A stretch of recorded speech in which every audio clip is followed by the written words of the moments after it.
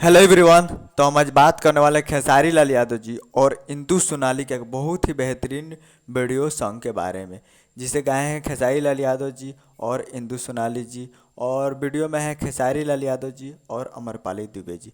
और ये एक मूवी का सॉन्ग है जिस मूवी का नाम है डोली सजा के रखना का एक बेहतरीन ये सॉन्ग है, जिस सॉन्ग का नाम है पलंग सगवान के, जो कि बहुत पहले इसका ऑडियो सॉन्ग रिलीज किया गया था। और कल इसका video song full video song में रिलीज़ किया जाएगा, जो कि वीडियो सॉन्ग रिलीज 2 नवंबर को सुबह 6:30 पे, यानी 2 नवंबर को सुबह 6:30 पे इसे रिलीज़ किया जाएगा फुल वीडियो सॉन्ग में SRK music Bhojpuri YouTube channel पे, जिसे लिखे हैं सुमित सिंह चंद्रवंशी जी और संगीत दिए हैं रोशन सिंह जी।